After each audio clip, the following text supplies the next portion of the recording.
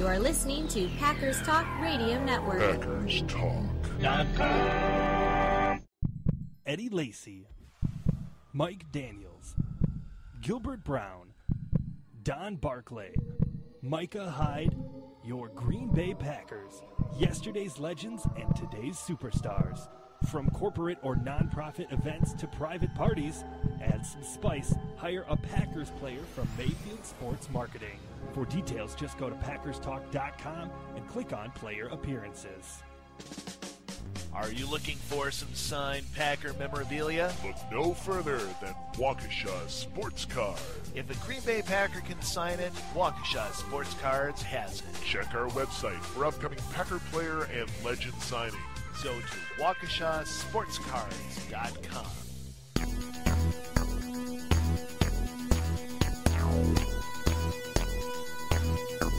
Packers Therapy.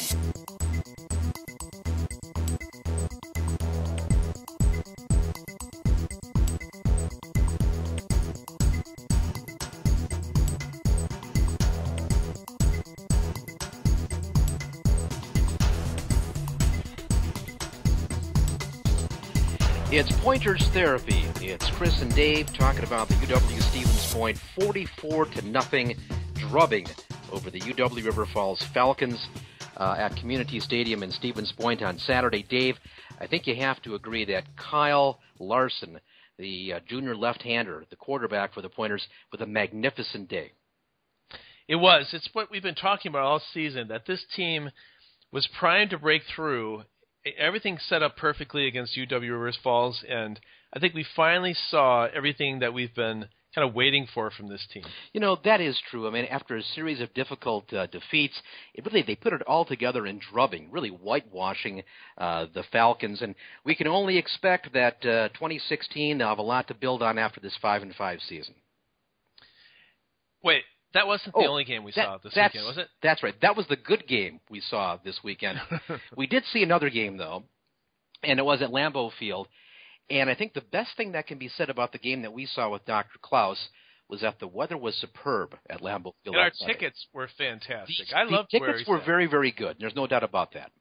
Yeah, we were 4 rows up, really probably on the 45-yard line. Exactly. Behind Detroit. The only bad thing about those seats, and I've appreciated this camera as I watched the game on TV, but it turns out that the Fox camera drives up and down the sidelines, and if the ball is on the line of scrimmage across from you, they block your view, which, it's just hoping that once they got to like the 40 that they make a long play and get to the other 40, get that camera out of there. But other than that, the day was great. The weather was fantastic. I thought the crowd around us was fun. Seats were great, and we got a great view of an absolutely terrible, terrible loss. Well, the one thing you have to say, though, I mean, if we weren't Packer fans, you would say this was an exciting game, at least toward the end. We got a tweet at halftime from Captain Dave from Virginia saying that this game is boring. Help save me or something like this. And okay, I can understand that. I mean, being, though, at the game, it didn't feel necessarily boring. It was a little frustrating. But as the game wore on and the Packers, it seemed that they were going to lose, and then they had a chance to win. A couple missed extra points. People began leaving the stadium only to come back after the Packers get the onside kick. I mean, if you look at it that way, yeah, it was horrible to lose to the Lions at home and have it be the third loss in a row. But on the other hand, I mean, it was a lot of fun. It was a great game. It very could have possibly been a last-second Packer win. So, I don't know that there's ever such a thing as a bad day at Lambeau Field. That's right. I think if I were home in my basement staring at my screen, I would have just been beside myself. I think I'd have been really upset. And I don't know if it's just because you're there in the environment or that you have 80,000 people who are mad as well, so it helps diffuse the anger I have, because I'm like, boy, look at that guy. He's really mad. I'm not as mad as he is, so somehow that deflects some of my anger. I'm not as drunk as he is either. Yeah, right. But it was super exciting at the end. It was fun. Oh, yeah. Because it was like game over. Like, oh, he missed the extra point. We're still in it. And then, back up. If we can stop them from scoring a touchdown, then we have a chance. Well, they score a touchdown, game over, people started to leave, but then he makes the extra point. And we thought, wait a minute, this still have a chance. I'll never forget when I looked at Klaus and like registered, we're only down by 8 right now, there's still a chance. Then we score a touchdown, we miss the 2-point conversion, game over, everyone starts leaving again. Lions bench goes crazy. Then we get the onside kick, we think, oh my gosh, it's again. We're gonna win. Yeah. And they move up and they line up for the field goal, and wouldn't you know, it's like a very complicated story you'd read where the protagonist, kind of gets to the very end, is reaching for this magic whatever, and to die at the very last second. It was so horrible way of ending. But like you said, it was just kind of a neat experience to be there, and there was a Lions fan that was pretty close to us who kept cheering 24 years, and so yeah, it's hard. I don't know. Maybe it won't have as an effective podcast because I'm not as angry as I would have been if I watched it in my basement. But we definitely have some insights to share that maybe those who watch it on TV may not share. I have to say that I haven't been to a game at Lambeau in 4 years. Last time I was there was the season opener in 2011, that great win against the Saints. But it just reminded me of what a special place Lambeau Field is. I know a lot of our listeners are overseas or far away from Green Bay. It's maybe outside of the possibility in terms of expense being able to get to a game. But if you get that chance, it is absolutely a fantastic place to watch a game. And my first game at Lambeau Field, I think, was 1986. And back then, I don't believe they even had any of the luxury boxes built, so it was just kind of a bowl with the press box. And now the thing is, it's still the bowl, but it's been built up higher. It's encompassed all the way around by the club seats, luxury boxes. And so you get this sense, and I don't know if it comes through really on TV other than through the shadows. I'm actually watching a replay of the game right now. You can see all the shadows, and the reason you do is because they've built it up so high. And it makes it feel a lot more intimate than it used to. It's not this sense of openness. It's more of an intimidating sense. You're very close to the field. The stadium is, even the bowl part, is built at kind of a high angle. And I don't know if it's like that CenturyLink Field in Seattle, which you always see the pictures of that, and it gets kind of claustrophobic. I don't know if it's that way, but there's a really tight feeling when you're in the stadium. And I think that adds to kind of the specialness of it. You do feel a sense of intimacy with the game. And it's, of course, beautifully maintained. They renovated the place again and again. It's beautiful. We were at the Hall of Fame, which is absolutely terrific. We ran around the pro shop for a while, and we paid for most of the stuff that we took. So it was a great experience, and I just hope that people that care enough about this team to listen to this podcast get the chance to go to Lambeau.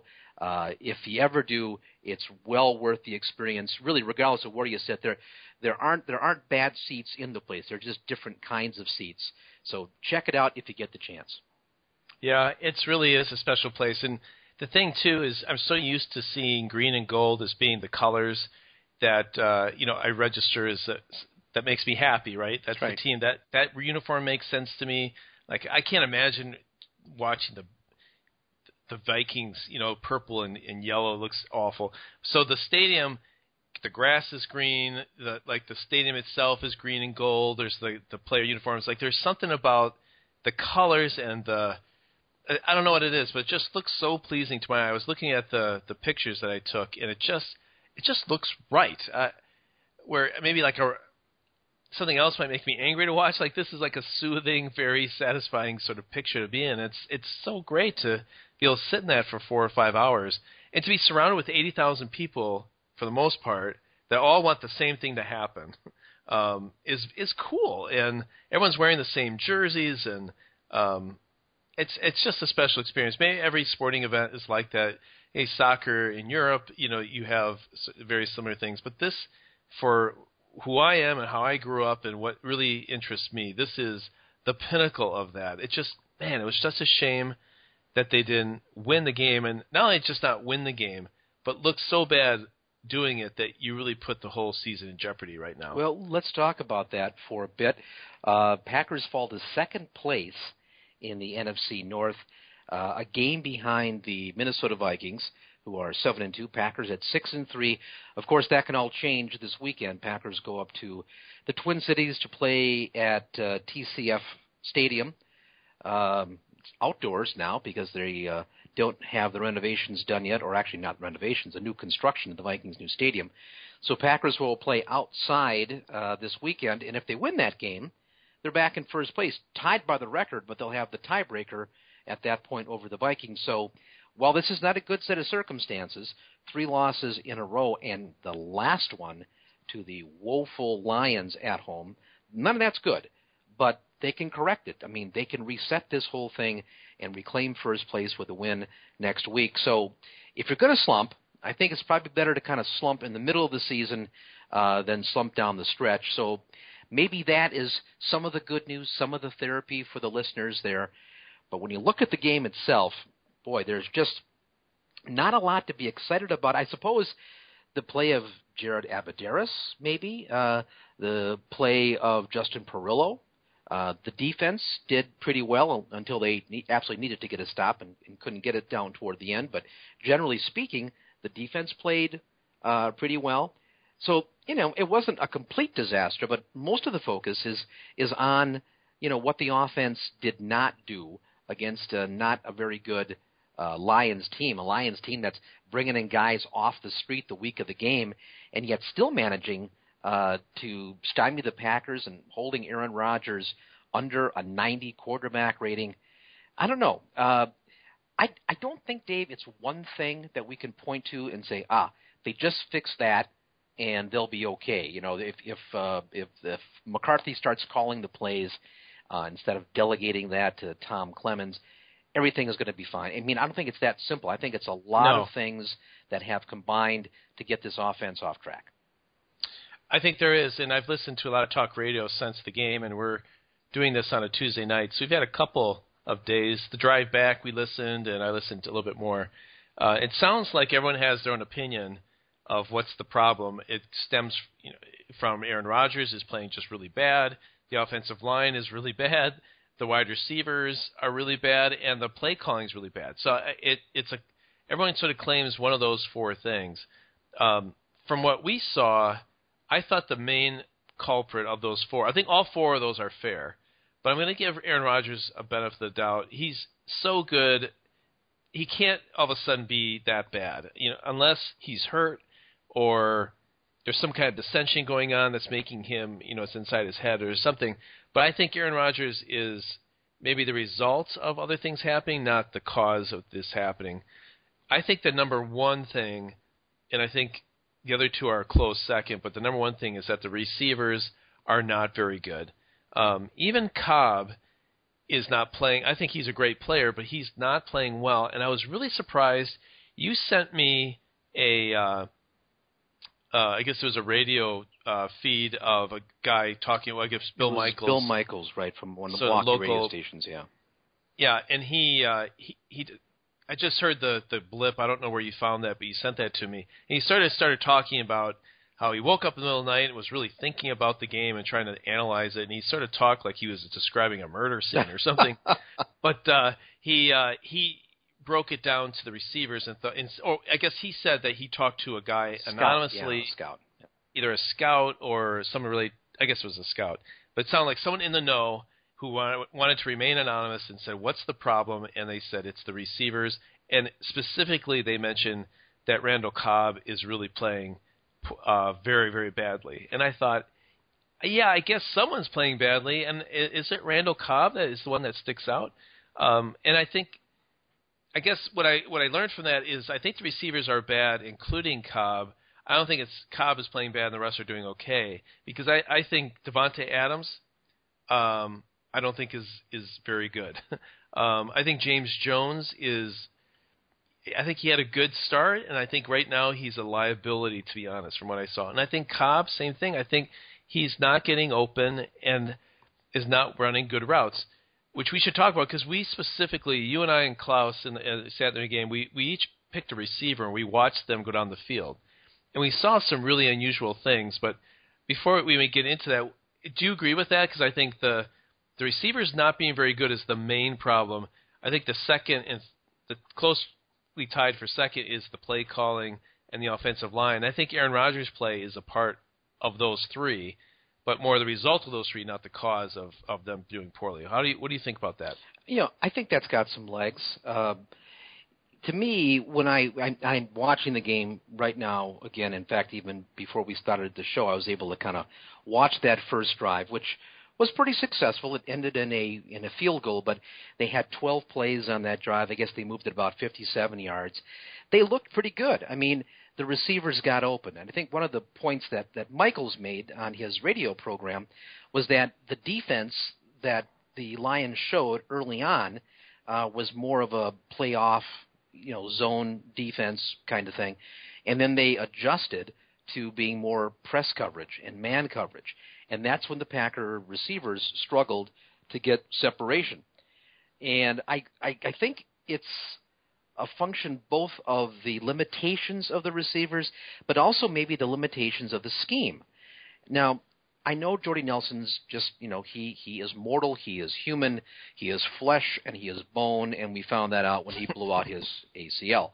He is a man, okay? But here's the deal. When he plays, that puts everybody else down one notch. And so the guy that might be covering Randall Cobb now, it's the number 2 guy that covers Randall Cobb when Jordy Nelson's around. And so I think it just makes the entire unit a little bit better when Randall Cobb is not your number 1 guy. You probably don't even have James Jones then at this point. And so you're playing with, other younger guys. So it just, everyone kind of has a more favorable matchup, I guess is the way to say it, when Jordy's around. And I think that masks, not that, again, Jordy is that exceptional that he makes Aaron Rodgers better and everybody else better, but it does help. I mean, having someone of his talent is going to make everybody else better because the guys covering them aren't going to be as good in most of the cases. So it's not just a simple thing that the receivers aren't good. It's that the matchups aren't as good, and the scheme probably doesn't help those matchups. They do run, some kind of, rub and pick routes, but they also run a lot of those isolation plays where the individual receivers have to win their battles. And when, your number 1 guy is a slot receiver, and he's not one of your, guys outside the numbers, I think that probably makes it a little bit harder for everybody because your guys outside really aren't burners and they aren't all that nifty. You got a second-year player who's missed a lot of time with injury, and then you've got a guy who's been cut by 2 different teams in the past year. His rose is probably fading. So I don't think your thoughts are wrong. I think they're all contributing factors, but there's just, I think, a lot that goes into it. Then you mix in the offensive line stuff. I think they have problems at both tackle positions. We saw Bulaga is, again, I don't know if it's a matter of him, not being fully healthy or if he's a little older, but, he doesn't seem to be quite as stout as he was. On the other side, you have Bakhtiari, who doesn't know if he had surgery earlier in the year, but now, he's missing time again with some sort of injury, maybe a concussion or something along those lines. But even when he's playing, he's a big man by human standards, but he's not a big man by NFL standards. And so he gets pushed back a lot. And the interior of the line, I'm just watching Aaron Rodgers get sacked right now with 12 minutes to go in the second quarter. And, they're getting penetration in the middle of the line. And it's not egregious, it's not a horrible situation, but it's that eroding of the edges a little bit. The guys are just, not quite as good. And there's some schematic things. Teams are keeping Rodgers in the pocket in terms of how they're conducting their pass rush. So it's all of these little things that are adding up, and you put them all together, and the Packer offense is, one of the least productive in the NFL. Yeah, I think you're right. I probably said too strongly that the receivers aren't good enough. I think it's the combination of the receivers are not nearly as good as they've had in the past, and they're running a scheme for the offense that requires receivers to beat their man, like you say, and the two are not meshing. And I don't know if, because it's hard to know. I mean, we don't know what plays they're calling. We don't know if they went to page 5 instead of page 1. Like, those plays will work now as opposed to page 1.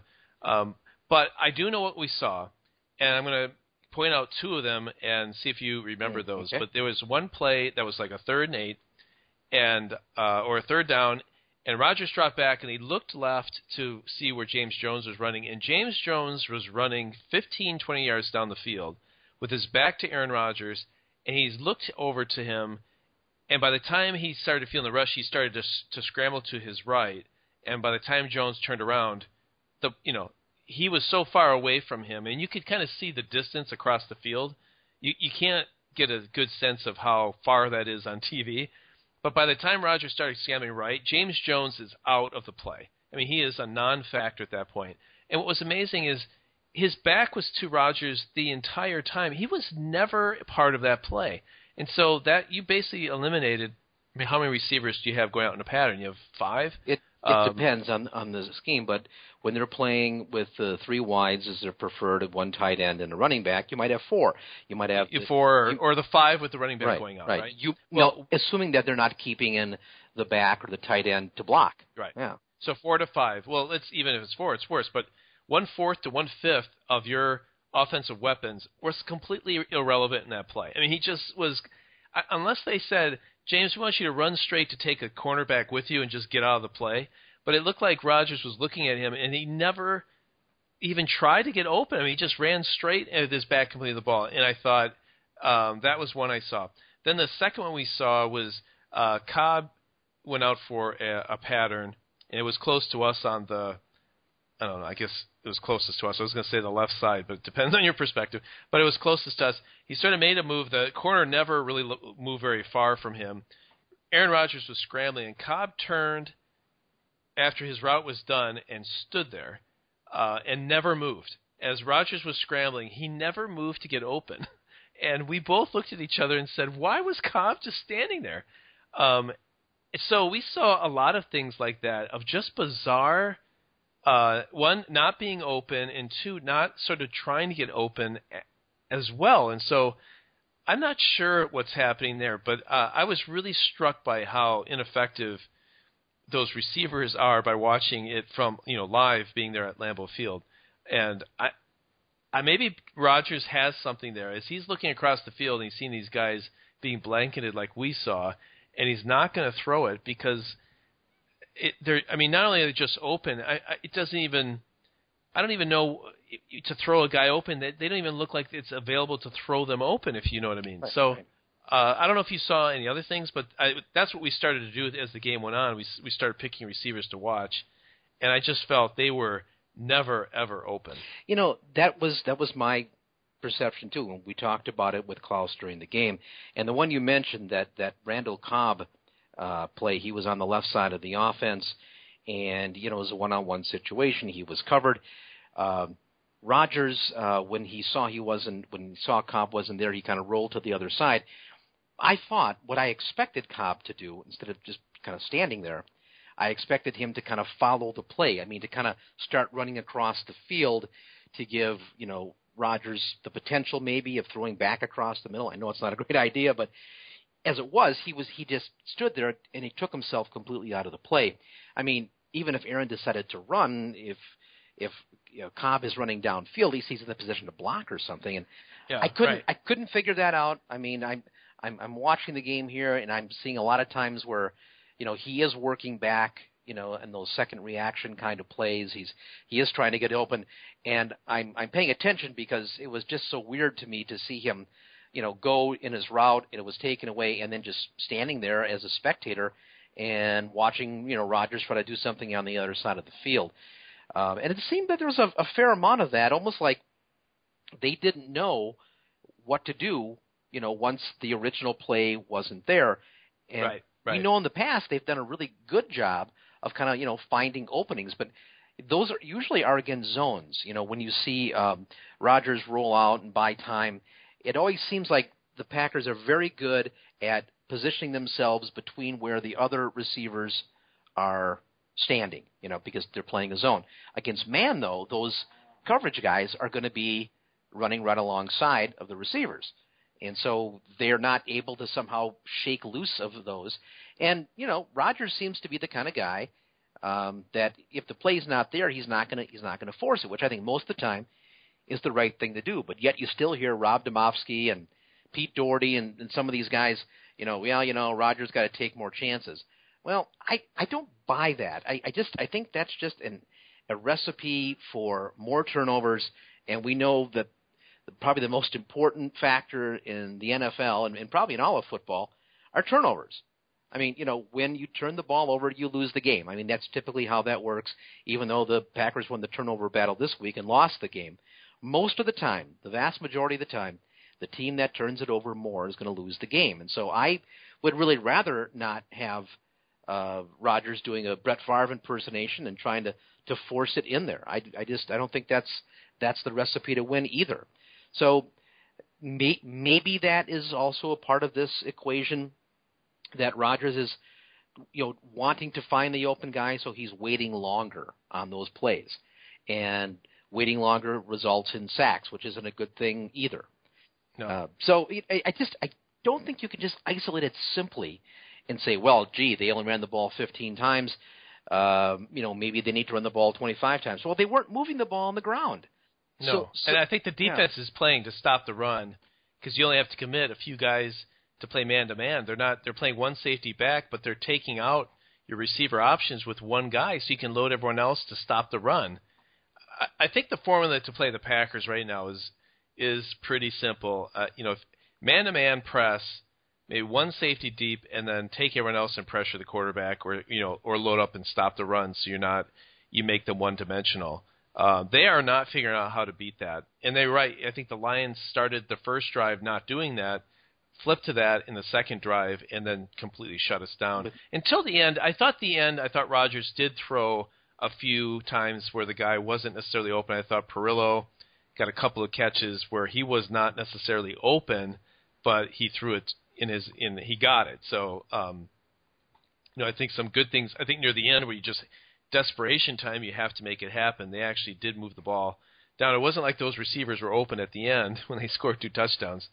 I think he forced it in there, and it turned out to be in our favor. But I think after watching that game, my frustration with Rodgers is less than it was thinking he holds the ball too long and he's not throwing his receivers open. And my frustration with the scheme or the receivers is higher because they are not getting open. I guess that's just the only way to say it. They're a passing team. They don't have a great running game. They don't have a line that can run first and pass second. They're a passing team, and they have receivers that cannot get open. I just think it's that simple. I think another element of the reason that they're not as successful on offense, and this might go to the offensive line to some degree, but it might also go to the running backs and primarily Eddie Lacy, who didn't even suit up for this game. He was inactive, they said, with some sort of groin injury to go on top, I suppose, of the ankle injury he's had before. If you're not able to effectively run the ball, and I think the reasons for that don't fall exclusively on the running back, but the line, of course, has a role in that as well. It's going to be harder to pass the ball. To say, well, they just need to stick with the run more. Well, you're not. It doesn't make sense when you're averaging 2.8 yards a carry, which is what they were doing in this game. Why would you stick with something like that that's not working? That's just going to amount to more 3-and-outs. I know they punted the ball 9 times in a row during this game, but still, at least they were getting some first downs in between some of those punts. They weren't getting in the end zone, but they were possessing the ball, they were running plays, and they just weren't finishing drives. If you need to run the ball, I think to finish drives, you have to have the threat of the run, because that will open up things a little bit for the pass. Eddie Lacy, for one reason or another, we don't know what it is exactly, he's not been as effective. James Starks is a number 2 back for a reason. I think he's good. I mean, they won the Super Bowl with him as their primary guy. But I don't think that he really is the kind of back that's going to make other teams have to game plan around that. Eddie Lacy has that potential, but he's not doing that this year. And I'm not convinced that it's entirely whatever his problems are. I think part of it is that they have an offensive line that is much better suited to pass blocking, although you wouldn't necessarily know that this year, but I think that's their strong suit.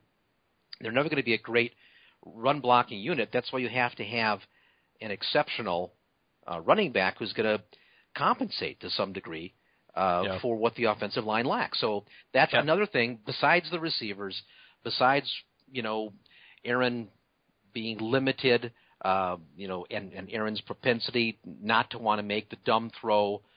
That could be somewhat of a limiting factor, I suppose, in a situation like this. You have to count the running game as another part of it when you start mixing in all the other reasons too. It's not easily, these people who call up these post-game shows or call during the week and they've got the answer. And I don't think it is the answer or even a couple of things. I think it's a matrix of things. Right. That's the problem. And I know that's not very satisfying for a lot of people because you can't point to it's this guy, it's McCarthy, it's a coach, it's Ted Thompson for the poor talent, it's Aaron Rodgers because he's throwing off his back foot. There's a lot of factors, I think, that go into the difficulties that they're having. In investing, the one free lunch they always talk about is diversification. Stay with me for a second. And the idea is that the more diversified you are, you can get. It's not just additive; it's like exponential. Like as you add investments, you can get exponentially a higher return for a given level of risk. And it's like it's on the plus side that as you add it, you don't just go up one at a time. It goes from 1 to 2 to 4 to 8. It's an exponential. Right. I think the problem with the Packers is the problems that they have, the running game, the line, the receivers, the scheme, it's like when you add them together, it's not additive. It's like when you combine them, it makes them – you're taking Aaron Rodgers as your quarterback, which is – if he's not the best quarterback, he's in the top 3. I think no one would disagree with that. But you more than wipe out his ability because it's not one, it's 3 or 4 things, like you say, and when you combine them – it's so much lower. The talent or the ability to run the offense is so much lower. It just compounds itself. The inability to run makes teams, be able to play man-to-man more aggressively or play press, which, given the poor receivers, means they can't really get open. It just, what I'm saying? It's like it compounds itself on how bad this offense really is right now. The other point I want to make, I'm looking at the receivers that they have. You take out Cobb, and I'm going to list all the guys that caught balls: Davante Adams, Starks, Perillo, Rogers, Abadaris, James Jones, Kuhn, and Harris. At least that they were targeted. They didn't catch one. Those are the guys that are out receiving catches for the Green Bay Packers. It's possible that all of those guys, except for Cobb, are well below average, right? Davante Adams, he was targeted 21 times, and I guess that was maybe the game plan coming in, is whoever's guarding Davante Adams, I don't know if he was a street guy, he's one of the guys they picked up, or he's just a poor player, but whoever, they were throwing the ball at Adams a ton. I think that's a mistake because I don't know if Davante Adams is average. I think he may be a below average guy, and the rest of them could very well be stiffs at this point. Cobb has proven himself, but the rest, these are just guys. That's all they have at this point. I think that's a good point on Davante Adams, that there's a lot of high expectations. Aaron Rodgers talks him up. Davante Adams is a second-year player who's second-round draft choice. He's made some good plays over time. But watching him on the field, he leaves a lot out there. I know that people have watched the game, on TV, and we saw the replay on the 2-point conversion. Now people are saying, well, Rodgers should have thrown it more in front of him. It would have been caught. And maybe that's the case. But an exceptional receiver probably makes that play. Davante Adams doesn't. He's okay, but he's not exceptional, because an exceptional receiver probably makes that play, or the one that he's coming down the left sidelines toward the south end zone, and the ball hits him in the hands in stride, and he drops it. It's just, a great player, a Jordy Nelson, a Donald Driver, Antonio Freeman, they probably make those plays. Right. But Davante Adams doesn't, at least not at this stage in his career. I don't want to say he's damned for forever, but right now, where he is right now, he probably left 3, 4 catches out there. Do those turn the game around? Well, the one down the sidelines would have been big, but I'm not sure about the others. He is, he's probably at this point a number 3, number 4 receiver, but you're counting on him for a lot more right now. And that's where not having Jordy Nelson hurts a lot, because you have to count on Davante Adams to really step up now. But if Jordy's around, at best he's your number 3 option. And you're a lot better team with that as your number 3 option than you are if you're counting on him to really be a difference maker. And he just hasn't evolved at this point. I'm not sure he ever will, but he certainly hasn't right now evolved into that kind of player. Yeah. Yeah, his upside is unknown at this point. He could certainly be a better player down the road. We always talk about, I like to judge guys by how good they are when they're really, really good. I can only think of a handful of times that I thought, what a great play. He made one great catch against the Lions, but I'm thinking of his past. The best thing about him is that I heard in the preseason he was very, very good. But in every game I've watched, there's been maybe less than a handful of times I've saw anything from him that I thought was impressive. So, yeah, he could be great down the road, but as we sit here right now, I'm not seeing it. And if he's the guy you're going to go 21 times to and you're going to build your offense around, then, hey, it shouldn't be a surprise that the Packers lost to Detroit. Yeah, I mean, if you look at it that way, I think that's a really good way of kind of breaking this down. Is when you're passing, the next most targets was Randall Cobb, and he had 10.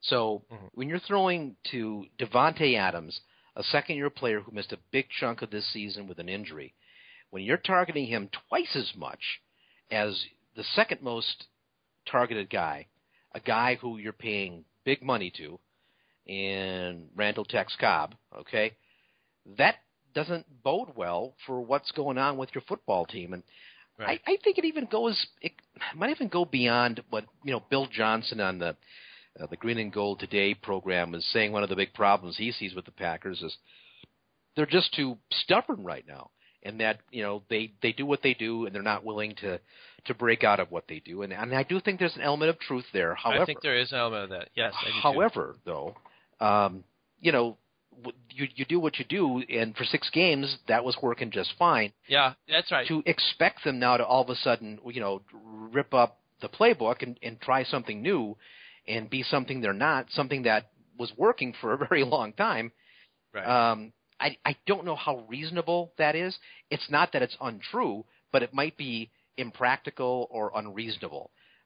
So yeah, it's great to sit there and say, well, they need to be more flexible. Well, yeah, that would be great if it wasn't for the realities of we built a team to do the things we do, and those things work really well most of the time, and they're working real well a month ago. And now, to become something that we're not, you've got to practice things, you've got to install things, and it takes a while, to change your character. I mean, I don't care if that's your personal character, if you're trying to change your personal life. Anybody that's tried to change who they are knows that change is difficult. And I think it's even more so when you got all the moving parts you do in a football team.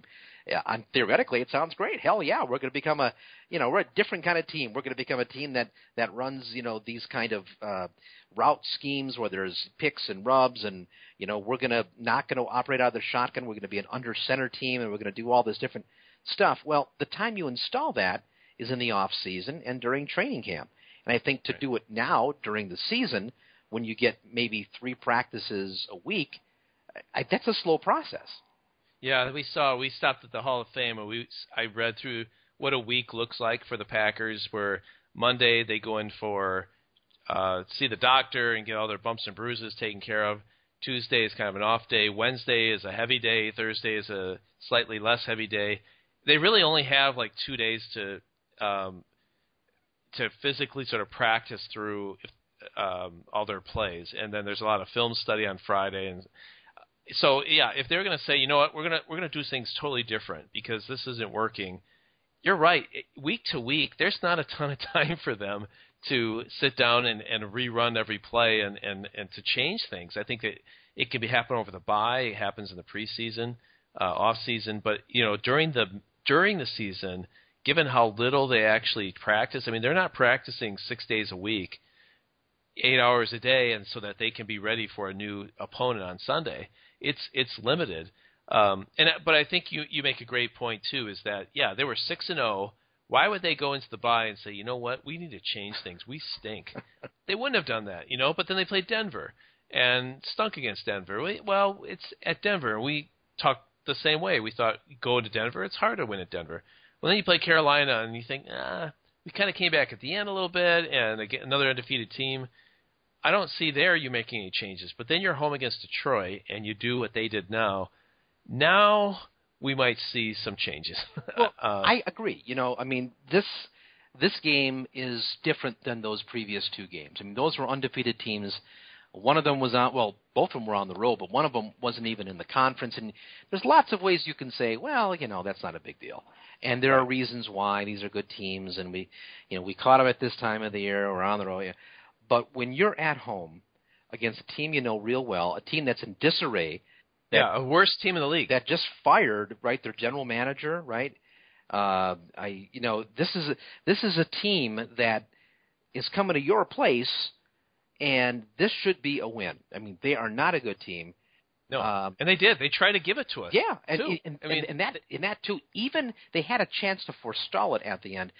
This is the kind of thing people were saying on Twitter. Well, now's the time to panic, and I don't know if you want to panic, but it's definitely time to be very concerned about what's going on right now, because there's no way the Packers should have lost this game. It's that simple. They are a better team, top to bottom, organization to organization.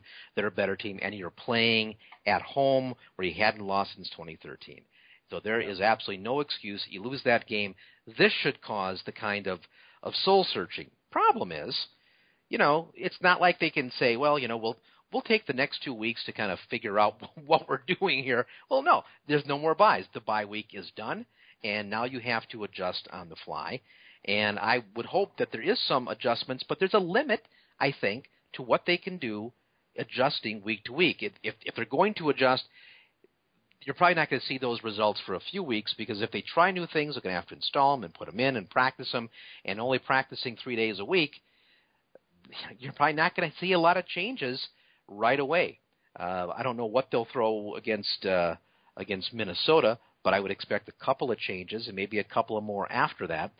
Sadly, you're in the middle of this stretch now where you got a game on Sunday, a game the following Thursday, and then they have a game coming back after that in 10 days.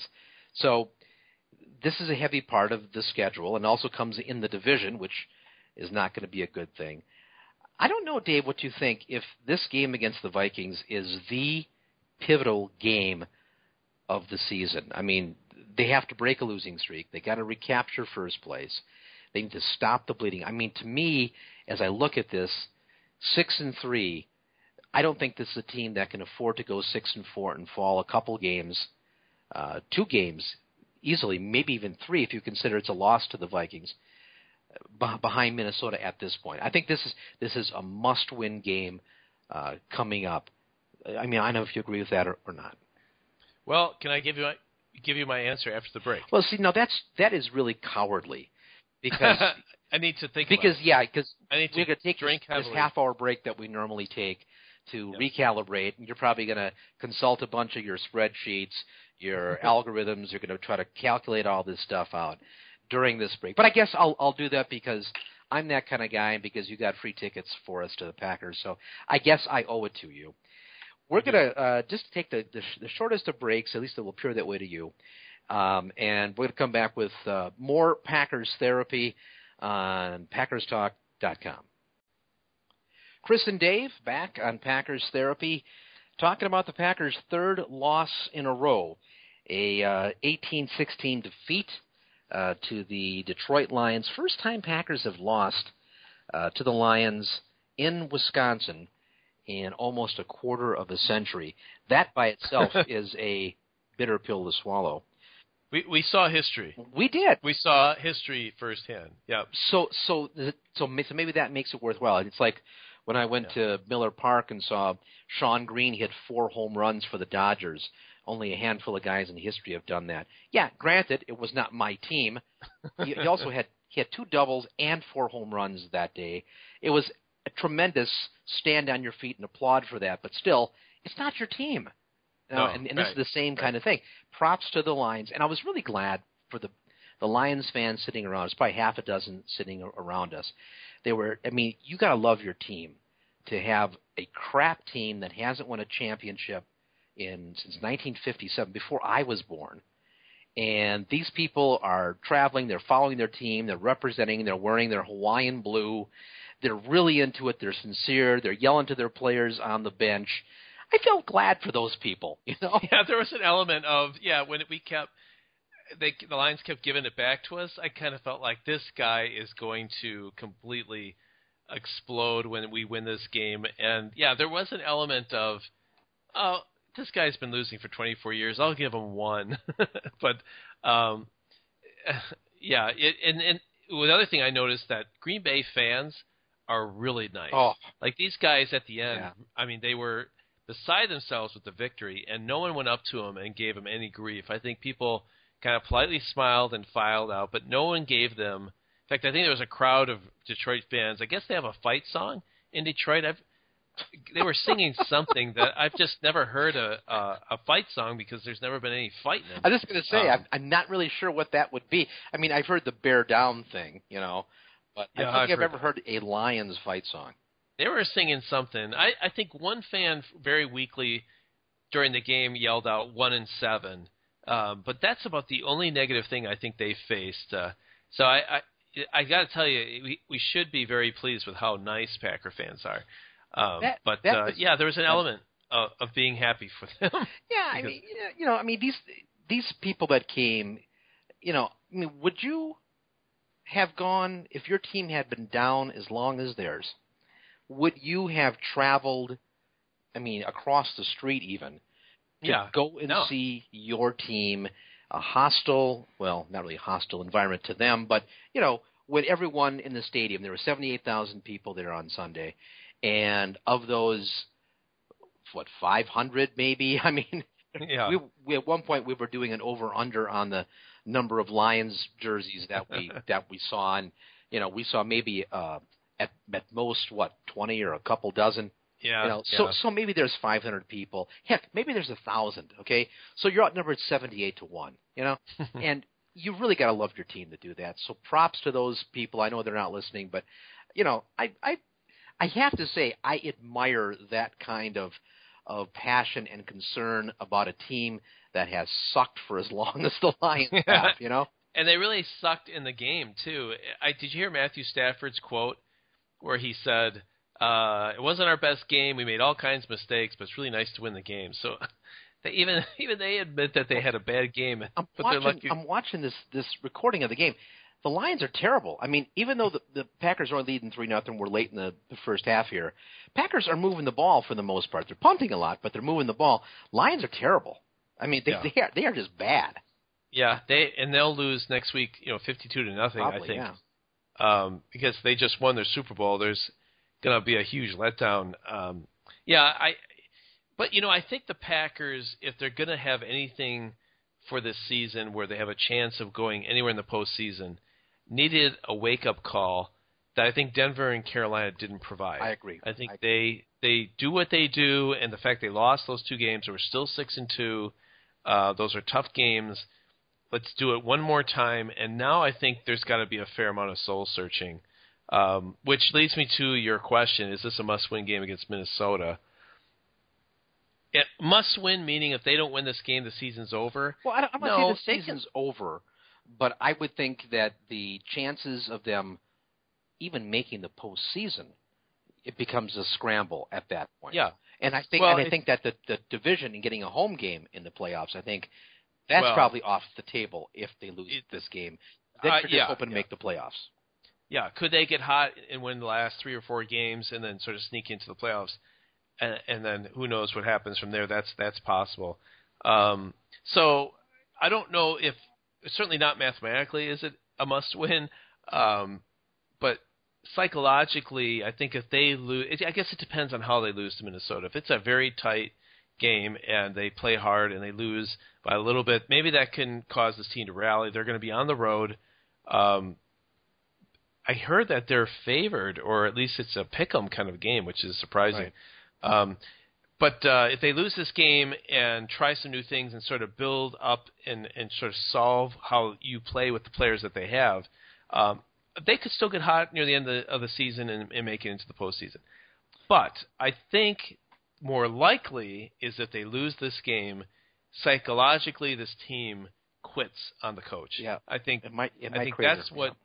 Yeah, I think that's more likely. So in that way, I think it is a bit of a must-win to keep the players engaged in the season and not giving up, particularly Aaron Rodgers, which I'm not sure what's going on with the team and what's going on behind the scenes, but I get the sense that he might be one that could more or less give up on the season because he's frustrated with the receivers, the play calling, whatever it might, getting hit all the time, whatever it might be, that he might give up. But if they win this game, especially if they tweak something and it works and they win, this season could be salvaged. So I think this has got to be, if it's not a must win, it's very, very close. Well, I'm going to say something that is probably not true, and it's probably just something that I'm feeling. I'm probably seeing ghosts here. But I want you to think back to the first year we did this podcast, 2005. And you'll recall that 2005 was a bad year. It was 4-12. Brett Favre was the quarterback. And I went to a game that year at Soldier Field. And I remember watching Favre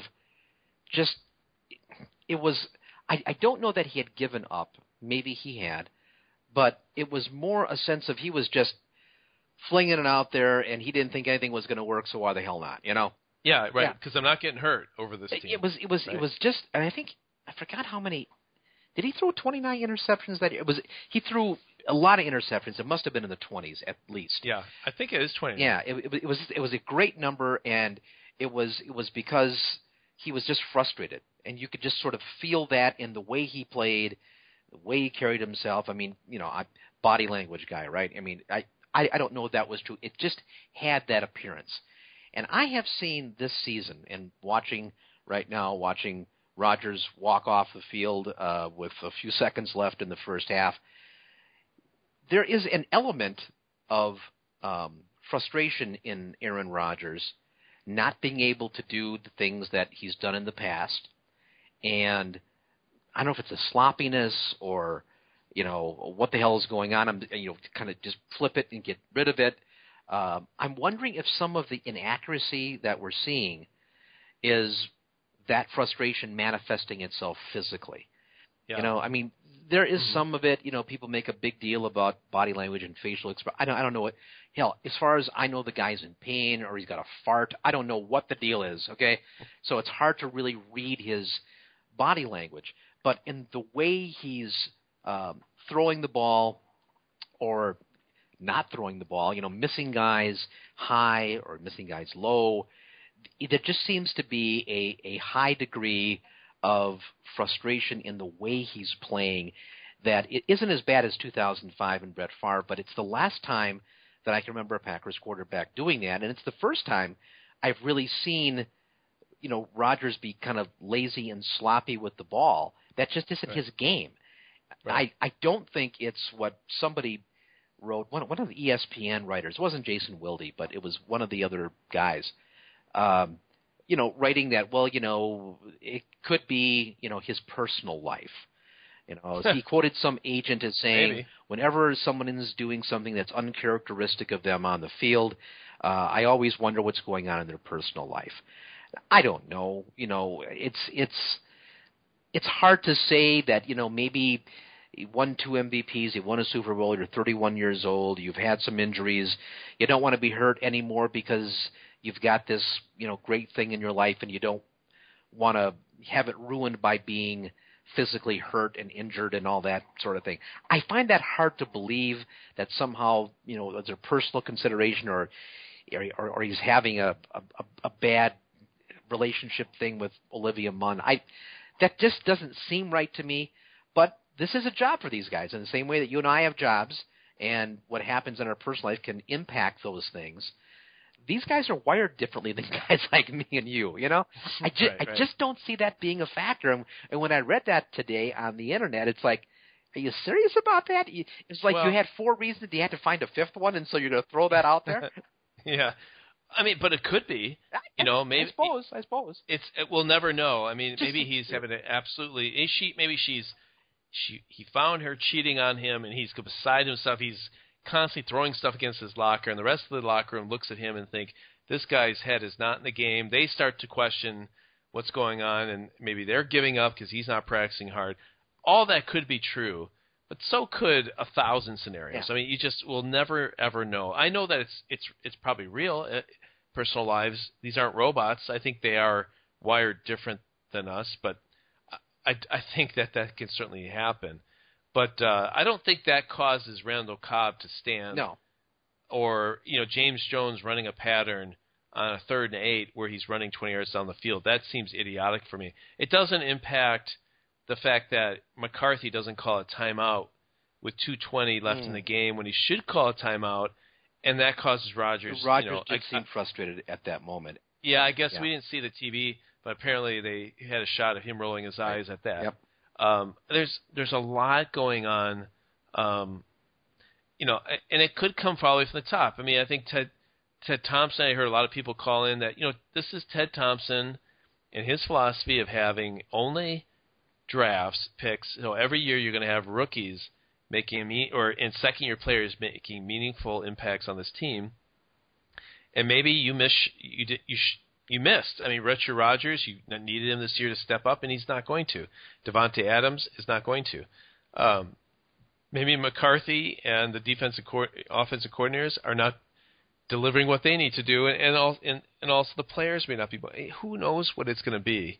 The personal life of these guys it's just something we'll never know, and the real reason we'll never know, right? As a fans, that's the one frustrating thing is you can never get to the core reason of why they're losing maybe until years later when someone writes a book or something. But something's going on there.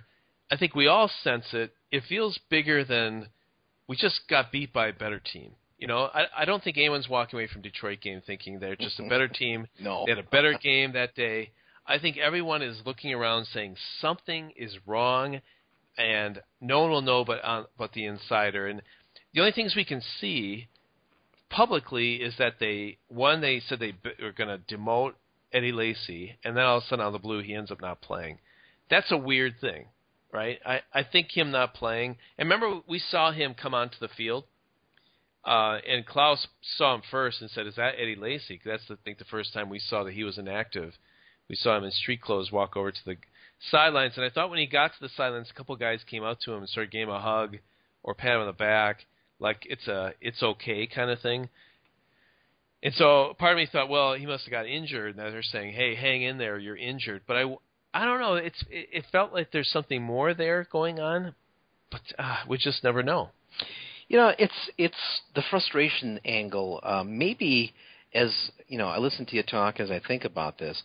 I wonder if Randall Cobb going out for a pass, and Rodgers rolling away and him standing there, Cobb standing there.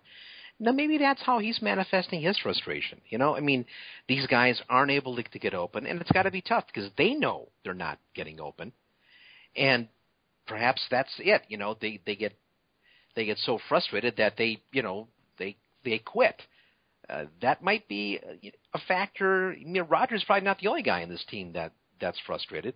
They want to do well, and you're getting blanketed. And you're not able to beat your man, and so what do you do? I mean, that might be one of the ways that it manifests for somebody other than Rodgers.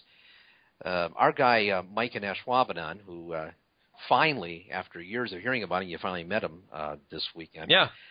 He commented in a message to me on Twitter after the game, and he raised the subject of, maybe when you have a team, a coach and general manager in place for as long as Thompson and McCarthy have been in place, maybe the whole thing's just gone a little bit stale. I mean, they've been in place a long time doing the things the same way. And it's an interesting thought. I mean, I think it's true in business. I think you see this, somebody becomes CEO of this or that, and there's just kind of a shelf life on those things. And not that they're necessarily, they become dumb or they're no longer good, but it's just that you need to have a different approach from time to time for the health of the organization. And what keeps me from going along with that are two factors. First off, again, is the 6-0 start. I mean, it's easy now after 3 losses and a disastrous one this past weekend to look back and to say, well, yeah, I guess, the expiration date is hit for the Thompson-McCarthy era. I think, though, that the fact they started out as well as they did would indicate to me that this may be more of a slump, a temporary situation that can be fixed, rather than an example of a systemic problem that needs to be addressed by kind of tearing it all down and starting again. Second thing is McCarthy, to his credit, and you and I both have jobs that require us to, be in leadership. Show up. We have to. We are in charge of others at our jobs, shall we say? Mm-hmm. And so I look at things of coaches and managers in baseball, and I pay attention to what they're doing in their positions. And one thing that's always impressed me about Mike McCarthy, actually about Ted Thompson in a different way. The thing that impresses me about Ted is his calmness, and that they have a way of doing things. I mean, his ability to act like a cadaver. Well, is that what you mean? I think from that position he's in, that's good. There's a sense of it's okay, we're going to stay the course, nobody should panic, nobody should worry. I think that's a good trait. In McCarthy's case, I think what he does really well, he's constantly finding ways to change things up. He doesn't do the things today the way he did them 5 or 10 years ago. He changed the whole practice structure last year.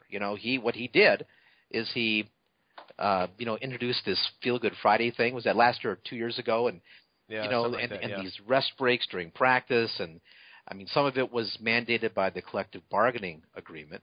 That you have less practice and things. But he tried, some night practices and practicing with days off and morning and evening, and they've changed things up. He's constantly worked to keep things fresh. Now, I'm not sure exactly what his messaging is, but the stuff that leaks out, he's always trying to, find a new angle or a new way to do the same old things. And I give him a lot of credit to do that. So on one hand, you have a general manager who's calm and, does things in a very predictable way. There's no panic in the organization. And then you have a coach that's always looking to innovate. And I guess that's what I would call that. And so I'm impressed with McCarthy, and that's why I don't think that they've really hit their expiration date yet, because they are always trying to shake it up. So I'm not ready to play that card. I get the idea. It makes sense. There are a lot of parallels in business and in leadership in other places, but I think that only happens when leaders get stuck in their ways and they don't mix things up, they don't shake it up, and don't keep it fresh. I don't think that's the case with the Packers.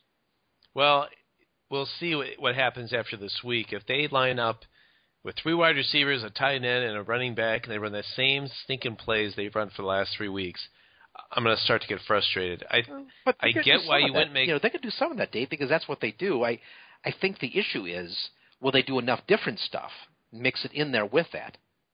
Well, that's my point. Is if they're going to run the same offensive game plan they have, all year, and Minnesota is playing it with press coverage, 1 safety deep, and playing to stop the run for the most part, and we're punting 9 straight times, I'm going to start to get frustrated, because only a moron would at this point say it's just about execution. We just got to do it a little bit better and we'll be fine. I think you got to step out and say there's more going on here than just poor execution. We need to put these guys in a position to succeed. What do we have on this team? What strengths do they have? Let's emphasize those strengths. Let's kind of cover our weaknesses. And making James Jones run 20 yards down the field, unless you're going to jump ball to the guy, you're not paying attention. And I'll be very interested to see. It's possible they could go to Minnesota and score 35 points because they spent a lot of time. They're smart guys. They figured it out. And Minnesota was planning for one and ended up getting at something else. And the Packers win the game. But, certainly Ted Thompson doesn't change his ways. I think you're right. McCarthy has been able to evolve through a season as his teams are different. I don't think he does very well anticipating change. I think he does it if he realizes something's not working and then they make a change. Minnesota game is the time where something different should happen. I don't even know what that is. I feel like a stupid fan for saying that, but something needs to change. I don't know what it is, and I'll know that it's happened if we're getting success. And whether it's shorter passes, more screens, more aggressive on defense, I don't know what it is, but I know they can't keep doing what they've been doing. Well, I do agree with you that was a stupid fan thing to say, and I want to applaud you for recognizing how incredibly dumb and stupid that statement was. So, well, I'm very self-aware. Yeah, you are very self-aware, and that's what sets you apart from other podcasters. That's right. I have no illusions of being smart. I'm a stupid fan. And I'm not going to apologize for it. They should be better. They will try some new things, I think. I mean, they should this week coming up, no doubt. But there is a core of, what they do offensively and defensively as far as that goes. The question is, I mean, we can't expect that, for one thing, there are limitations of the personnel they have and limitations of preparation. But there'll be a few new wrinkles. But by and large, I think you're going to see that you'll see the pistol formation, you'll see a lot of shotgun, but maybe there's variations off of that they can do, but they can't probably do it every single play. That's just not going to happen. I forgot how many plays they had this week. They had 60 passes and 15 runs, so they had like 78 plays. Of 78 plays, you're not going to have 78 new, fresh, different plays. You're probably going to have, you'll have a dozen different things you'll do. The question is, at what point do they work them in?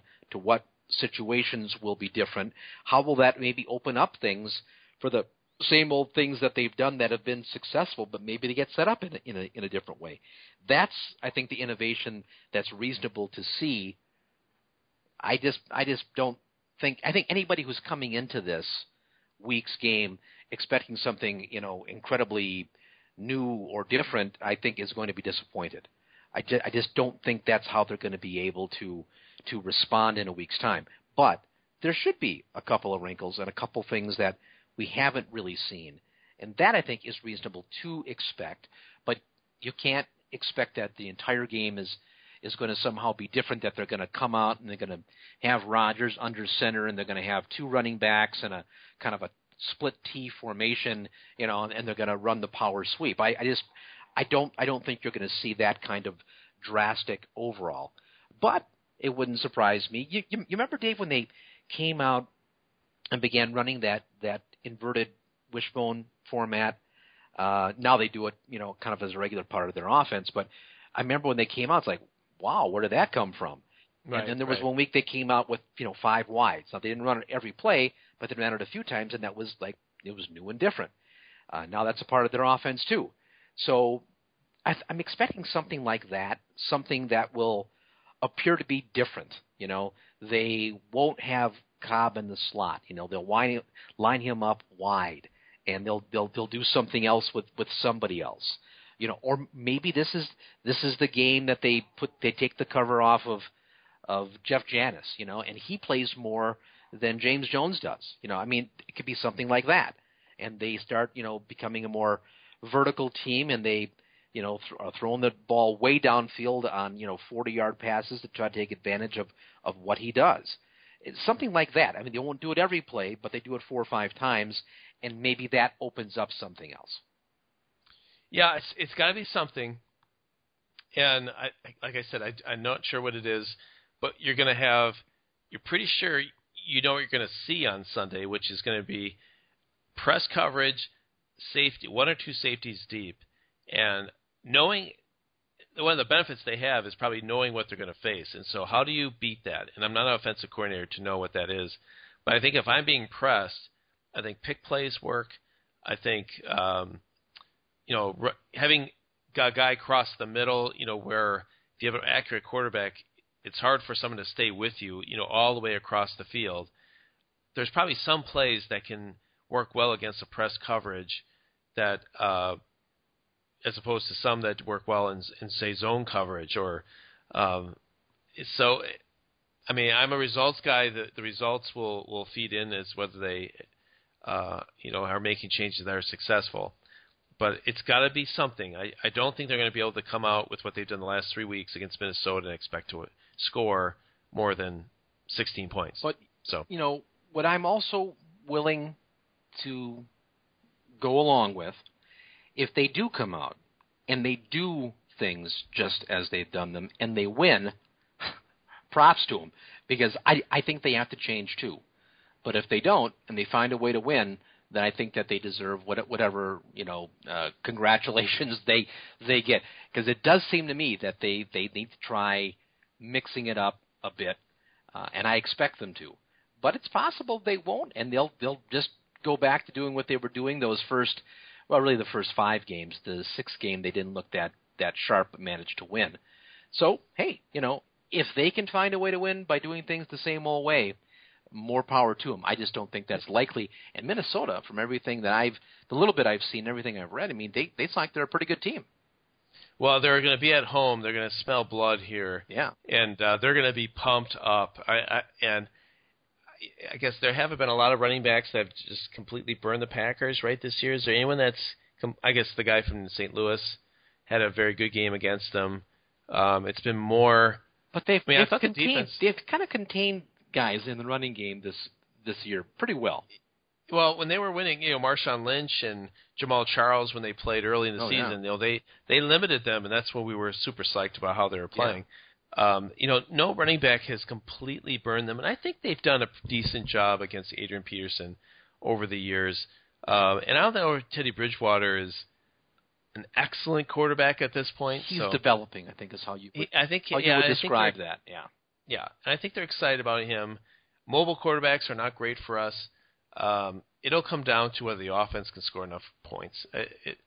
As much as the defense is frustrating at times, the offense can carry this defense, and they should be able to. The Packer team I've seen 6 weeks ago should be able to take care of Minnesota away, but it's going to be a tough test. Minnesota, I'm sure, wants a lot of revenge for a number of years that we beat them, and the Packers are down. This is their time. Keep first place. I mean, we're going to see we're going to see the best effort that Minnesota's got on Sunday. I don't know. I don't know if the Packers have enough to beat a Minnesota team based on what they got right now. Well, unless they make some changes, unless they figure it out. Even if they make changes, it's hard for me to say, the Packers, this is the week they rebound. This is this is the week that they're going to win. It's been a long time since I have felt that they didn't have a very good shot at winning a game. And what I've seen the last 3 weeks, I could dismiss the previous 2, but it's really just hard to imagine that in 1 week's time they'll be able to figure it out and bounce back and do what they have to do. They just seem so lost right now. Now I know that's the fallacy, of recency and all that kind of stuff, and it's very possible that they'll do better. But it just doesn't. You talk about the gut feeling, that kind of that truthiness, that Stephen Colbert. I mean, in my gut, I just don't feel it, and I will be pleasantly surprised if they can find a way to win on the road against a good team that right now, in fact, Vikings are hot right now. They are a developing and emerging team with a good coach, a developing quarterback who I think is pretty good. You have an aging running back, but he's still got gas in the tank. It's easier for me to imagine a scenario in which they lose and lose convincingly than it is for me to see them winning the game. Yep, I think so. Right now, that's how I feel. But like I said, it was less than a month ago. I felt that this team couldn't be beat. How far away are they? Did Ty Montgomery come back and add that little something extra that allows them to score a lot more points than they have?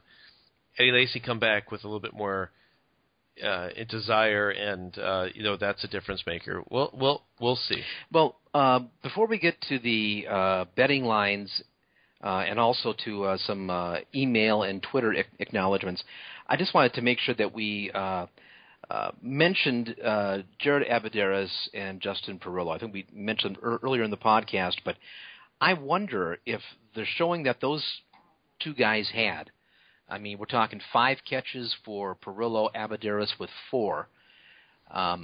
Maybe one of the adjustments they make is, Richard Rodgers becomes the second guy, and right. Perillo is the guy that they look to more often. I mean, maybe if Abadaris' rib cage isn't too badly damaged, I mean, maybe he becomes a more prominent feature in the offense, and the adjustment that you see is getting those guys, more involved in what they do. Now, I don't know that they're necessarily saviors.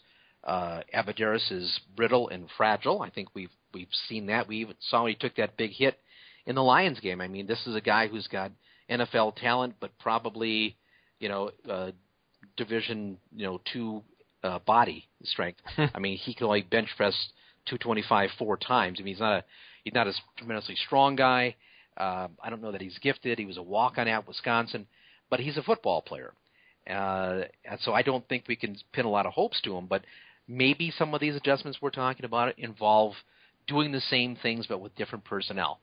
So there's always that possibility to be considered. Maybe we see more from Harris, the third-string running back. If Lacey's not ready to play and they aren't getting much traction with Starks, maybe Harris does more than just play, which is what he did this past week, but he actually gets a couple of carries, and maybe that's a wrinkle that they put in the offense. Maybe he's good on the screen pass. We don't know. And maybe they develop, offensive packages that emphasize different personnel that the Vikings haven't seen a lot of on film. So there are things that they can do within their existing system, just doing it with different personnel. So I'm willing to suspend my disbelief, but man, it's very hard to sit here on a Tuesday night and imagine that somehow they're going to come up with a win this weekend. I will be pleasantly surprised, but it will be a surprise nonetheless. I agree. Okay, I'm going to let you feverishly do your thing, opening up the email from our guy Mike, who's has all those spreadsheet information for us. And I will buy you time, Dave, by reading some of our email. And I'm going to start with a new emailer, Joe from Sydney, Australia. Nice. We have a whole cadre of Aussie listeners from down under. Thank you, Joe, for being in touch. We appreciate that. Less exciting is Richard in Kalamazoo.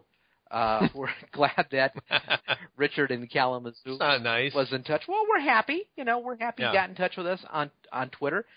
Thank you for that, Richard. I don't know if you go by Rich or Rick or Ricky or even Dick, but Richard, we'll call you that to be on the safe side. Thanks for being in touch. Also this week, Jack from Jersey City in touch with us, and I don't know if that is the first. No, this is Jack Broad. So yeah, Jack's been in touch, but he's never fessed up to the fact that he's living in Jersey City. So thank you for letting us know about that, Jack. Patrick was in touch this week from Ireland, I believe. Thank you, Patrick, for that email. And is he a saint? This is Patrick. Oh, I thought you said Patrick. Sorry. Padraic. Still could be a saint. He listens to Packers Therapy. He's obviously on his way. On his way to blessings. And we also had our typical post-game flurry of people in touch with us. Our guy Rusty, Pastor Kevin, with 3 tweets immediately after the game, probably seeking absolution for the bad words he was saying in North Carolina. Guy Kilby in touch, and Steve and I know that they watched the games together. Pete Colshorn in touch as usual. I mentioned that we had a communique from our military attaché, Captain Dave in Virginia. So thank you, everybody, and for being so good and for being in touch with us. letting us know where you are, because you listen to Packers Therapy. We know over 3,000 people a week download this podcast. We imagine that at least 10 of them actually listen to the show. Let us know. Let us know where you are. Chuck P., our man, formerly in Paris and now back in the United States, was in touch with us this week. All of you guys, you are all going to get a free pelvic exam by Dr. Klaus. He was telling us about his techniques. He can't wait to be able to put on a rubber glove or two and check you out for any kind of diseases of the pelvis. He's an OBGYN, but I'm sure he can modify for your particular equipment. So I agree, and we should mention I got a great email from Tom Glasslow. Oh as yes, well, Tom. but, Tom, help me out. He's in the Carolinas too, right? Is that right? Well, I thought he's in Maryland. Oh, that's or Virginia. right. That's right. The Naval Air Station, right? Yes. Yeah, right. Exactly. And we should mention, we didn't give enough sort of time on it. Maybe people may or may not be interested. But the time we spent with Klaus, and I picked him up on a Friday, and we hung out till late Sunday night. Had a wonderful time, and boy, I could spend the rest of my life just having get-togethers with our Packer podcast listeners, and if it could be like Dr. Klaus, I'd be very, very happy with that. But we had such a great time with Dr. Klaus, and he inspired us to take pictures in all kinds of places. I bought an ugly Packer Christmas sweater that we met you with. That was very nice when I saw you guys in the lobby. That was very nice. He gave us great gifts. We got a second annual get-together T-shirt from him that Canute, I think, helped put together. It was a greater time than we have time to spend time with. He doesn't need us to go on and on because he knows the great time that we had. And, he's a great friend, and we should just mention that we just had a great time with him. Yeah, so I'll even fill in a couple of the gaps. Flew to Chicago. They drove up to central Wisconsin, watched the UW-Stevens Point football team from the comforts of the Chancellor's box in Stevens Point. And, in fact, yes, the Pointers did beat the Falcons 44-0, and we hung out and had a good time, and then we went to Buffalo Wild Wings and watched some MMA, which was kind of fun.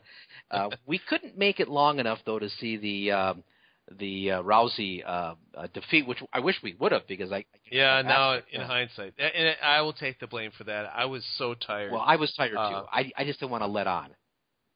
Oh well, thanks for letting me take the brunt of that. Well, because I think Klaus could have gone for another 4 or 5 hours, but I was at the very end of my rope, so we missed. Plus, they stretched those fights out forever. Terrible. It's supposed to start at 9 our time. There is no way that thing was starting before 10:30. Hey, dude, if you had your own prescription pad like Klaus does, you could stay awake for a long time. That's true. That's true. No, and then the next day we got up early. We went over to Green Bay early so we could, take a walk around the stadium, kind of feel the ambiance of what's going on. Klaus bought one of the goofy cheesehead cowboy hats. Spent some time, and we actually did not shoplift at the pro shop, but we, had a good time there and went to the Hall of Fame, and we wanted to. Well, definitely, because there's a lot of good stuff there. Yeah, man, that's amazing. But please, when you go there, do pay for it. I think they insist upon that, and you don't want to wind up in Packer prison. But that was a great time, and even I know you were tired because you had to do all the driving back to Chicago, so you were napping in the back, but it was really fun. We were listening to the post-game show, and Klaus was commenting on how crazy Steve the Homer True was in the post-game show, and that was a lot of fun listening to it. He's just a wonderful guy. He's a great Packers fan, but more than that, he's just a great person in general. So I hope it's something that we can do again. And we talk a lot about Dr. Klaus on Packers Therapy, and that's because besides being a great Packer fan, he's just a great guy. Should we do the betting lines? Have I given you enough time? Have I strung this out long enough that we can go over last week's results and talk about what's coming up this week? So let's talk about last week first. And I understand there's a number of people, including you, right?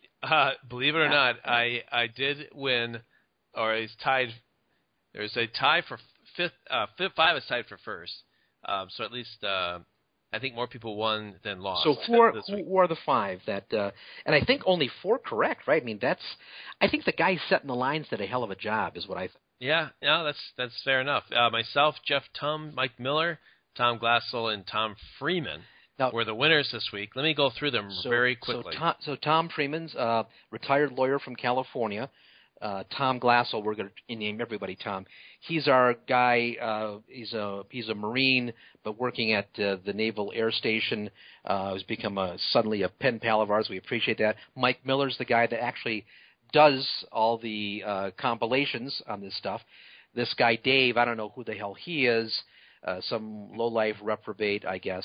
And then Jeff Tum, who's been a regular contributor and player. So congratulations to the 5 of you sharing one single bed. I'm sure that will be a lot of fun. Just make sure that you have protection. We heard about Charlie Sheen, so just be careful. Right? Yeah. All right, so the actual results was the first one was Eddie Lacy rushing yards. The line was set at 40. I took the over, and it was by far the under because he didn't play. Yeah. So, okay. So he had exactly 0.0 yards rushing. Number 2, yards. Calvin Johnson had receiving. You said 110 at the line. I said the over. It was the under. I mean, he had an okay game, but not anything special. 6 for 81 yards. If I were doing Lions therapy, I'm wondering, what happened to the explosive offense they had a couple of years ago with Matthew Stafford throwing big yardage and Megatron being an enormous factor. What happened to that? Yeah, I don't know. But sitting close to the Lions bench, you could see he's a big dude. He's got long legs too. Even Klaus, being the medical man, was noticing that his body was kind of out of proportion with, I believe they call that in baseball called split high. I mean, the guy had long legs and a kind of a relatively short torso. Yeah, he's a very tall man. The other thing from our perspective is how big Julius Peppers was compared to everybody else. He is a hoss of a man, as Keith Jackson liked to say. Yeah, very much so. All right, the third one was Aaron Rodgers' quarterback rating. You sent that at a lofty 106. Ooh, damn. And I took the under. Smart. And I was correct. 83.6 was his quarterback rating. Terrible. That is terrible. Sacks by the Green Bay defense, you set at 2.5. I took the over. I believe the under at 0.0. Yeah. Just the same amount of rushing yards as Lacy had. Number 5 was, when will they show the graphic of how many times the Packers have won, or something about 1991? It was first quarter. And I guess it was the first quarter. We didn't see the game, but we're going to take... I saw it on the DVR thing here. I saw it and said, yep, there it is. That's it. Okay. By the way, I also saw Troy Aikman. I mean, this guy looked like he just got done with an all-night bender. I mean, he's got his tie undone. He looks disheveled. I mean, usually it's Joe Buck or whatever the hell it is. Yeah, Joe Buck, who looks like he's a vagrant off the street, and he still does. But, I mean, my God, Troy Aikman, this is the first half of the game, and he's looking like he's been working for 16 hours. Terrible. Well, maybe he's a hard-working guy. He took a lot of hits to the head when he played. He did. Number 6, we just simply said how many points will Green Bay score. You set the line at 30.5. I don't know why you're be so proud of your line. They got the under, as we know. I got that one right. And then the last but not least is the temperature. You set the line at 44.5 degrees, and thank goodness the over was correct. It was, I don't know if you checked your Apple Watch. I did. It was 55 on the Apple Watch. The scoreboard had it at 61. Oh, I mean, if you're going to lose, at least lose in good weather. That was a blessing. So, you ready for the lines this week against set to go. Minnesota? Now, if you want to play the lines with us, here's what you do, okay? You listen to what we have here, the over, the under, and then you send them by email to our guy, Mike, and this is his email address, mitnomiller@gmail.com. That's mitnomiller@gmail.com. You send them to Mike, and he does all the spreadsheet work for us. So with that out of the way, let's do the lines for the coming week against the Vikings. All right, number 1. How many catches? Let me back up. I've already made a mistake. I'll edit that out. How many targets? Sure you will. Yeah. How many targets will Devontae Adams have in this game? I can't imagine catches, 21 is going to be the case again. But that did tell me that he is going to be a part of their offense. I mean, they like this guy. He's definitely kind of a possession receiver, so I could definitely see him getting targeted a fair amount. So I'm going to put the number at 9.5. 9.5? Targets.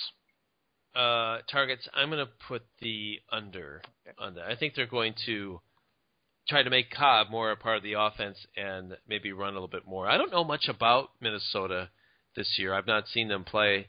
So I don't know if they're a good run defense, pass defense, a little bit of both. But I'm going to take the under. In normal times, that should be under. Number 2, how many rushing yards will Adrian have? Oh, boy. You know, he's had a pretty good year for a man. He's 30 years old now, right? He's not 31 yet, I don't think. I don't know. Yeah, and so, you know, he's had serious injury, but he's playing well. Packers have done, I think, okay in the past against him, but again, I don't have a good feeling about this game. I'm going to set the line for Adrian Peterson at 105. 105? I'm going to take the under. I think Bridgewater, on the other hand, may rush for take a series yards away. I'm going to take the under on that. Number 3, how many catches will Justin Perillo catch? Now, that is a good question because this is one of the adjustments I think they might make. I think they might, emphasize some of these new guys, and I think he's going to take some snaps, in fact, quite a few snaps, I think he's going to take away from Richard Rodgers. They finally figured out that, the guy that wrote the words to South Pacific probably not a good tight end, Yeah. So I'm going to put you said catches or targets? Catches. I'm going to put that at 4.5. 4.5. I'm going to take the over on that one. All right. I don't feel great about it. I don't feel great about it. It's your money. But listen, I already have a week in the casino. Overall, how many rushing yards will Green Bay have? I can't narrow it down to Starks or Lacey. But will they sort of reestablish the running game, try and get that going? So how many rushing yards do you think they'll have? This week they had, in total, rushing, 47. Yeah. 47 yards. Yeah. Of which 8 of those were from Aaron Rodgers. I do believe that Eddie Lacy is going to return this week, and I do believe that Rodgers will, get out of the pocket and he'll gain some yardage. So that's going to kind of pump it up a little bit. But I do believe we have to use one of our favorite words here in describing the Packers' ground game, and I think they are flaccid. And so I'm going to set that line at 76. 76. I'm going to take the over. All right. I'm going to take the over. Okay. I hate my picks, but I've been losing all year, most of the year, so I'm going to go against some of my instincts here. Number 5, how many punts will Green Bay have? They had 9 punts, and apparently 9 other than the half, 9 in a row. Yeah, it was brutal. How many punts do you think that Green Bay will have?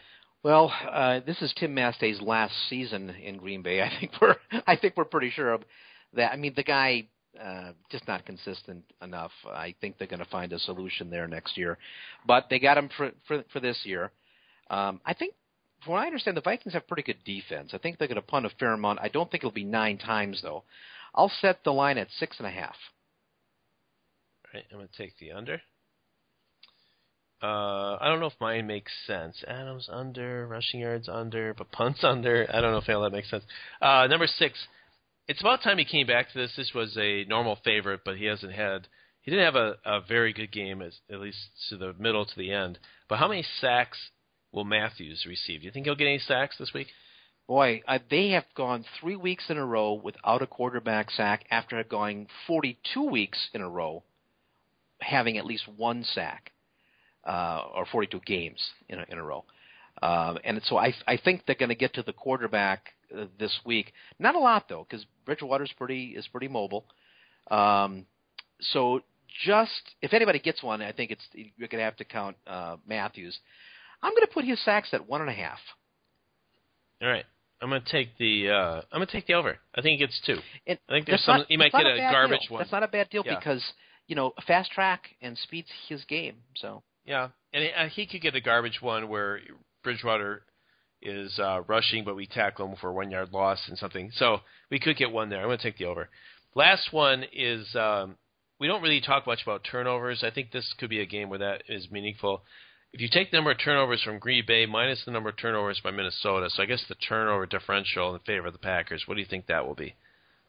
So I have to pick a team and in other words, I have to decide. What's the turnover differential? Okay, so but just from the Packers' perspective, or do I? Yeah, that's where you put the sign. Yeah. Okay, I am going to say that I see this week.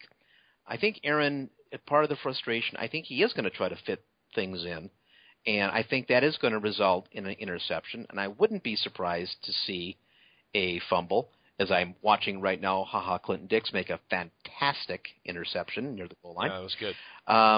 So I am going to say that the Packers will be -1 in turnover differential, but to make it more interesting, I'll say -1.5. All right, I'm going to take the over, meaning that they either are -1 even, or that they actually win the turnover battle, which I actually think is going to happen. I think the Packers are going to win this game. So let's be clear: if you're taking the over, you think that the Packers will have more turnovers. We'll get more takeaways than -1.5, which would mean for me to lose, the Packers would have to have 2 more turnovers than Minnesota. I think it'll be under that. I think the Packers will do better than that. Okay, let's hope our guy Mike. He's all over it. He knows. Miller at gmail.com. Let's hope Mitno Miller is going to be able to figure that out. So, okay. All right. This isn't easy. Everything. We have a way of making everything difficult, you know? Yeah. Well, so do the Packers. Well, do you want to do some pop culture? I don't have really much because it was a busy week, and then I was in Green Bay. I would recommend going to see a Packer game at Lambeau Field. But other than that, it's been I don't know if I have anything this week, so I'll have to maybe double up next week. Do you have anything? Well, there's one thing I've been trying to get to, and I have not been able to. But there's a show called Manhattan, and it's about the Manhattan Project.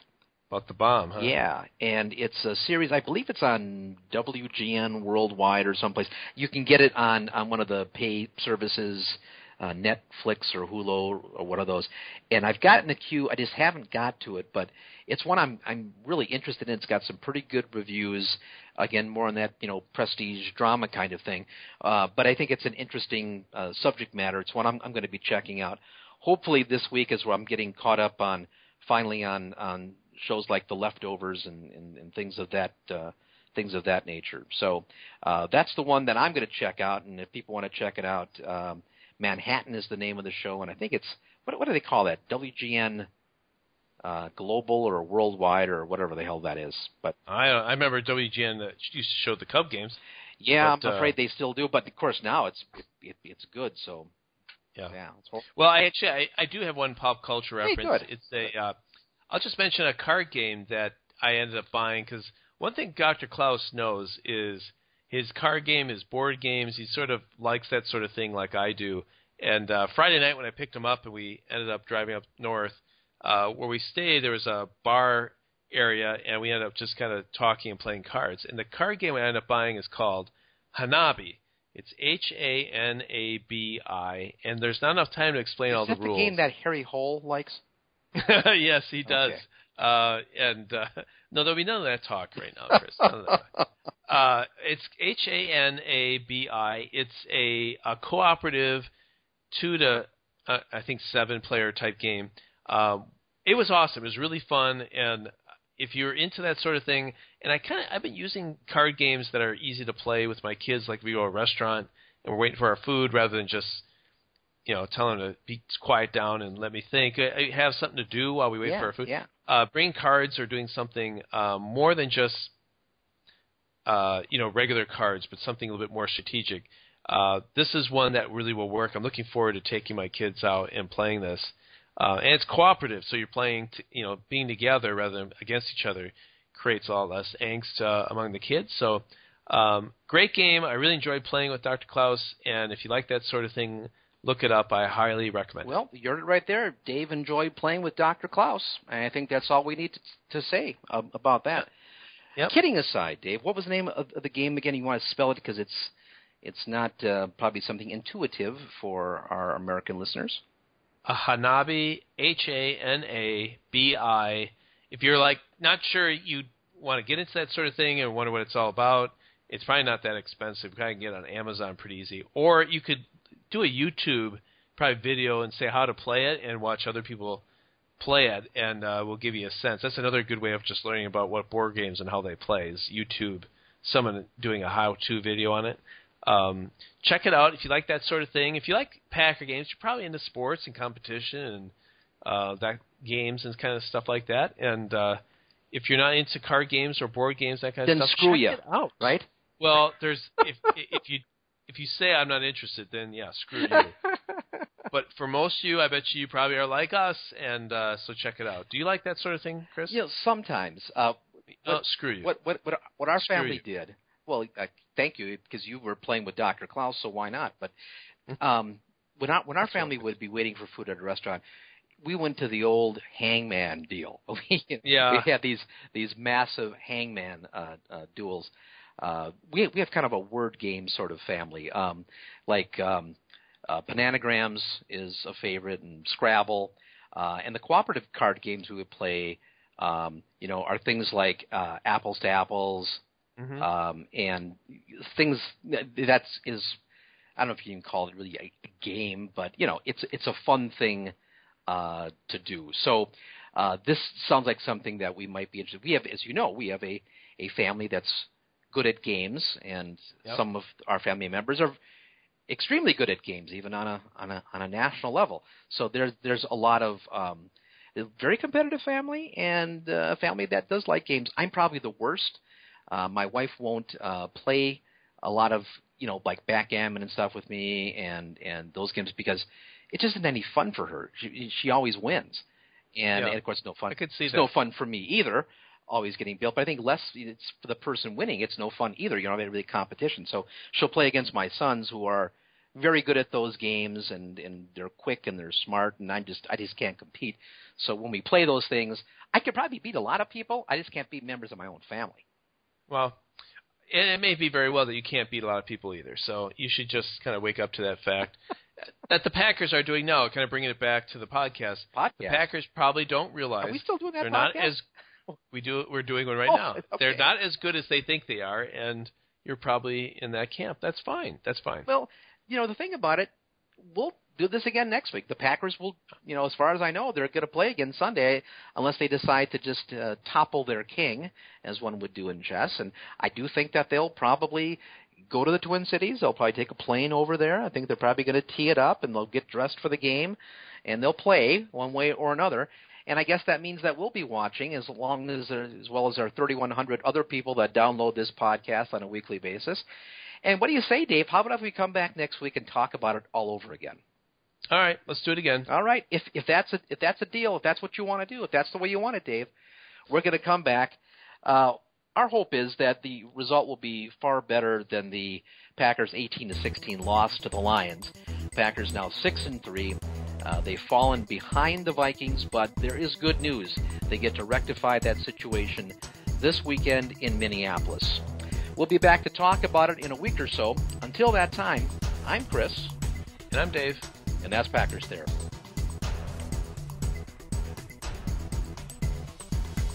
I'm Chris. And I'm Dave. And that's Packers Therapy. Are you looking for some signed Packer memorabilia? Look no further than Waukesha Sports Card. If a Green Bay Packer can sign it, Waukesha Sports Cards has it. Check our website for upcoming Packer player and legend signings. Go to WaukeshaSportsCards.com. Eddie Lacy, Mike Daniels, Gilbert Brown, Don Barclay, Micah Hyde, your Green Bay Packers, yesterday's legends and today's superstars. From corporate or nonprofit events to private parties, add some spice, hire a Packers player from Mayfield Sports Marketing. For details, just go to PackersTalk.com and click on Player Appearances.